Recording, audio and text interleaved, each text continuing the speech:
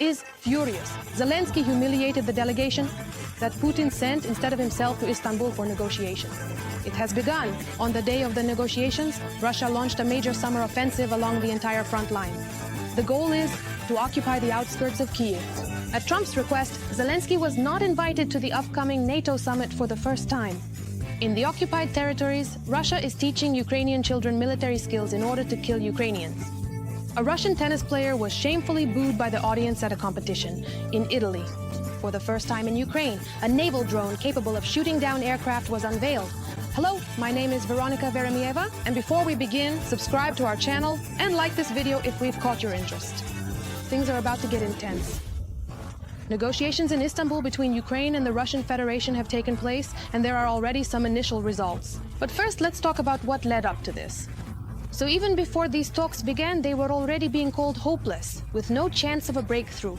After all, Putin refused to come in person, and instead he sent an approved delegation, which includes Vladimir Medinsky, who was also the head of the Russian delegation in 2022, Russian Deputy Foreign Minister Mikhail Galuzin, Evtashisua, Chief of the Main Directorate of the General Staff of the Russian Armed Forces Igor Kostyukov, and Russian Deputy Defense Minister Alexander Fomin, CE, and Russian Deputy.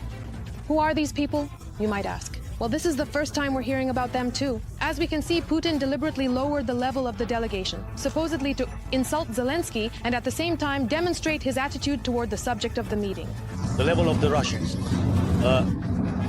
is still officially unknown to me, but from what we can see, it looks more like a mock level. We will think about what to do and what our next steps will be. Russia responded to this in their typically rude manner. Here is what the Russian Foreign Minister Lavrov had to say about this. Let me finish in Istanbul with what I started. At first, Zelenskyy was making some statements, demanding that Putin come in person. Well, he's a pathetic man, but everyone understands this except probably himself and those who are pulling his strings. And later, the spokeswoman of that same ministry, Zakharova, outdid even Lavrov in her rudeness. And now I read that Zelenskyy called the level of the Russian delegation headed by Medinsky, with the participation of Russian Deputy Foreign Minister Mr. Galuzin, a representative of the Ministry of Defense, and the chief manager of the General Staff of the Russian Federation, a sham. Who uses the word sham? A clown, a loser, a person with completely unknown education, talking about people who not only have basic education, but also academic degrees and merits before their country. Ukraine's response was not long in coming. Here's what the spokesperson of the Ministry of Foreign Affairs of Ukraine, Ior Haitiki, said about these accusations. Instead of Putin coming to meet with President Volodymyr Zelenskyy in Turkey and having a serious conversation about ending the war and restoring peace, all we hear from Russia are personal insults directed at the Ukrainian president. Ultimately, because of this behavior by Russia, European diplomats have accused the Kremlin of sabotaging the peace process. Polish Foreign Minister Radosław Sikorski stated that sending a low-level delegation to Turkey is an attempt to buy time. NATO Secretary General Mark Rutte emphasized that the Kremlin sending a delegation without real authority demonstrates Moscow's unwillingness to engage in constructive negotiations. The Institute for the Study of War revealed what Putin's sham delegation brought to Istanbul. The Kremlin wants Ukraine to significantly reduce its military capabilities and to amend its constitution by adding a provision on neutrality. The Russians also continue to repeat the narrative that it is necessary to eradicate the root causes of the conflict. In particular, Russia demanded that the guarantor states terminate international treaties and agreements. Trump also did not come to Istanbul, as he turned out to be very busy. However, before that, he stated that if Putin did end up flying to Turkey, then Trump would clear his schedule and make time as well. But now he's singing a different tune, saying that Putin didn't come because he himself wasn't there. Why should he go if I'm not going? I'll come if it's appropriate. What can you say? Classic Trump. But even though he didn't come to Istanbul, unlike Putin, he did send a high-level delegation. So representing America in Istanbul were Trump's special envoy Steve Witkoff, Secretary of State Mark Rubio, and Senator Graham. Zelenskyy, according to the Washington Post, intended to forbid the Ukrainian delegation, from going to Istanbul after Putin refused, but he was persuaded otherwise by American and European partners. If representatives of Ukraine come to Turkey, but Russia does not, this will have consequences for Moscow. But if both sides are present, it could bring a ceasefire closer. However, Zelenskyy saw no point in going at all. Ukraine's Minister of Foreign Affairs, Andriy Sybiha, also traveled to Istanbul, where he first met with the American side. Moreover, the official composition of the Ukrainian delegation was not announced until the very last moment. However, Ukraine's Minister of Defense, Rustem Umerov, and the head of the Security Service of Ukraine, Vasil Lailashchuk Malyuk, also arrived in Istanbul. After Zelenskyy's meeting with Erdogan in Ankara, journalists asked him what he would say to Putin. He answered briefly, but aptly. Eat it. Just eat it. Right now. So now let's talk about the results of these negotiations. Essentially, there aren't any. Once again, through people who have no real power, Putin voiced his unrealistic demands for demilitarization, recognition of the Russian-occupied territories, and so on. Of course, Ukraine will never agree to them. So the expectations from Istanbul were pointless. Russia launched an offensive in the Kyiv region at the very moment the Russian delegation arrived in Turkey to talk about peace. This is the best illustration of how much Russia actually wants peace. Ukrainian soldiers in the Lipsy area are observing an accumulation of enemy forces. The occupiers are launching assaults both with armored vehicles and on motorcycles. The armored vehicles were destroyed, as were the motorcycles.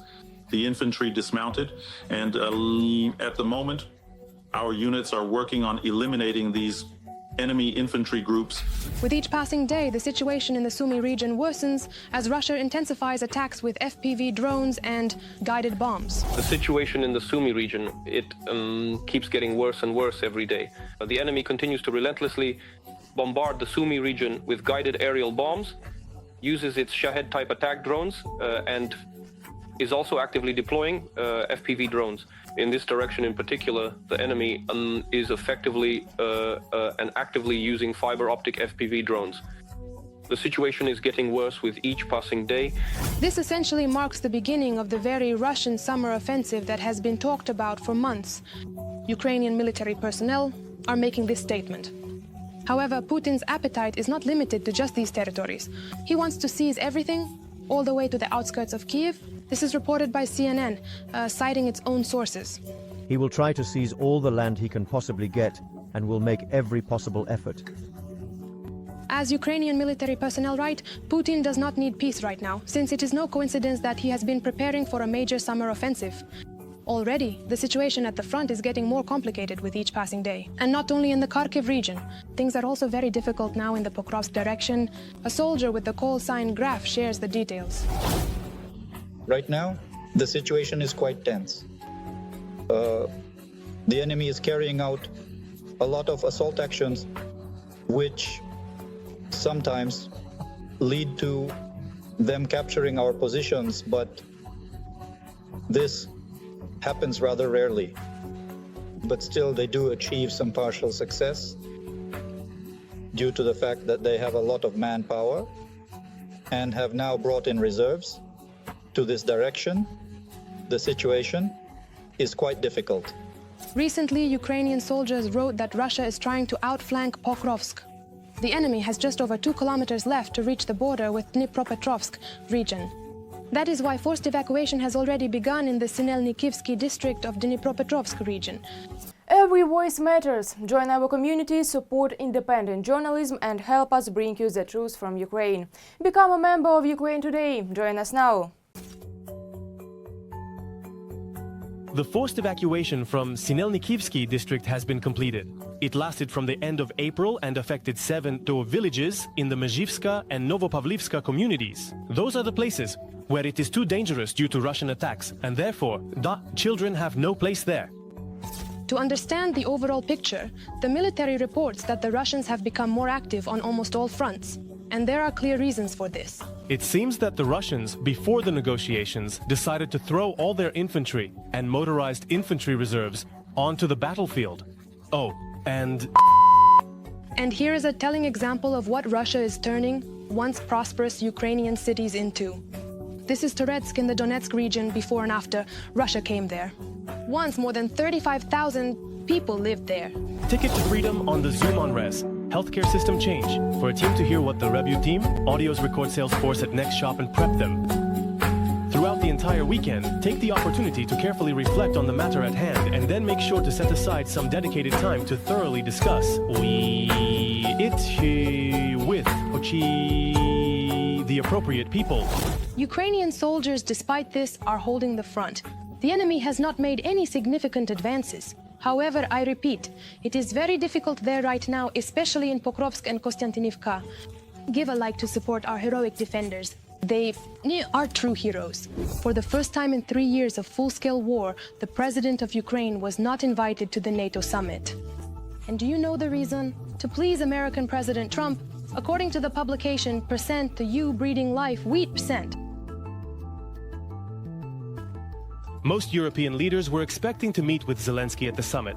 However, their desire to please Trump and ensure a smile from the American leader in the photos apparently turned out to be more important. Currently, the summit agenda includes only one session, which will feature discussions solely among representatives of the 32 NATO member countries.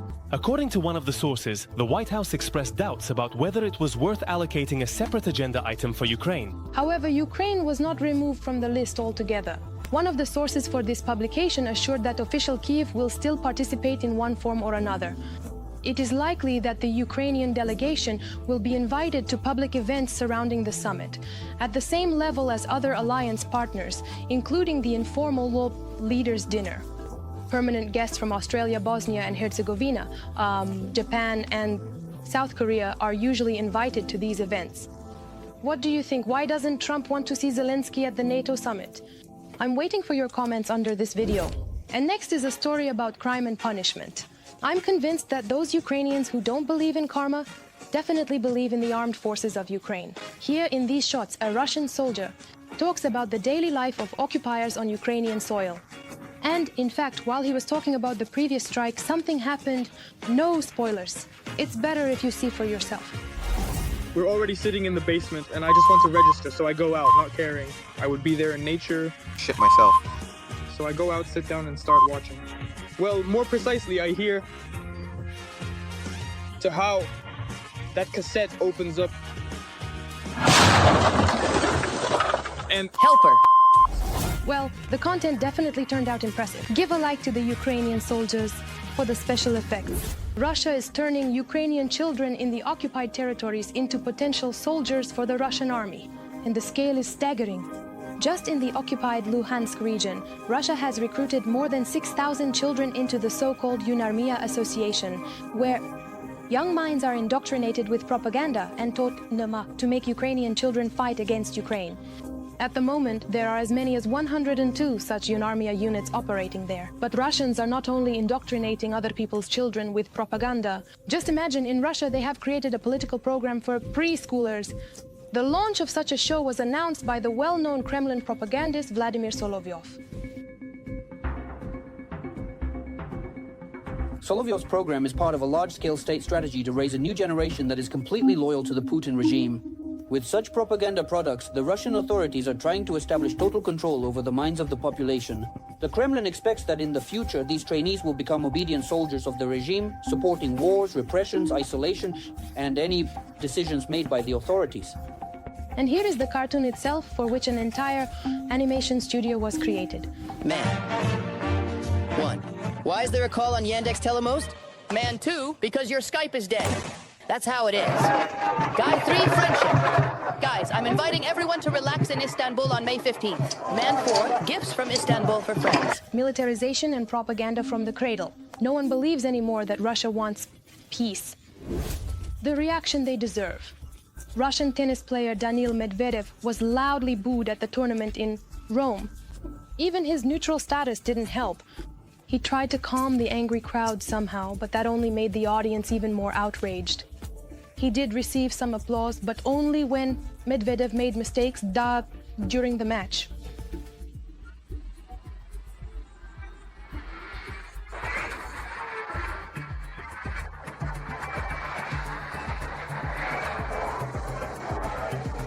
Grace is here.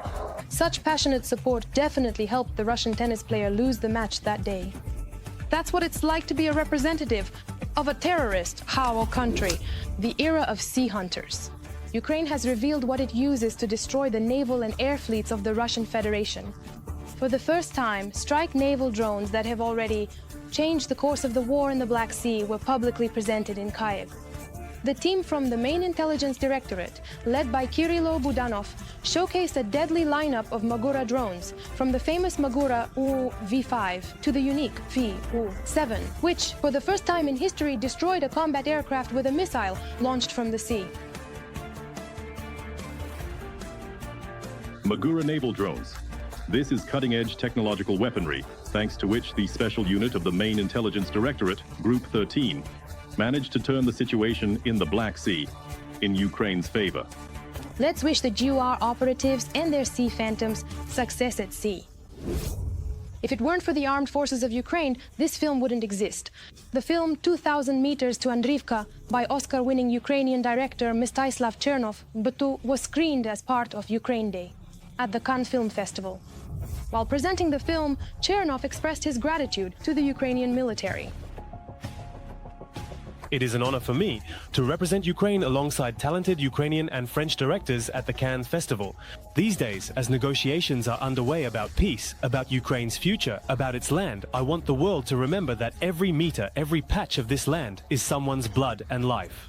This is what the film 2,000 Meters to Avdiivka is about the land and the soldiers who defend it, about those who have fallen and those who continue to fight. The film tells the story of a mission undertaken by a Ukrainian platoon from the 3rd Separate Assault Brigade to cross a well-fortified kilometer of forest in order to liberate a strategically important village from Russian forces. Filming began in September 2023, and the entire project took almost a year and a half to complete. Indeed, every heroic deed, every such film is someone's shed blood. So let us not forget the heroic contribution of Ukrainian soldiers to the security, though, of Europe. That's all for now. Please like this video and subscribe so you don't miss future episodes. And then we'll definitely see each other again.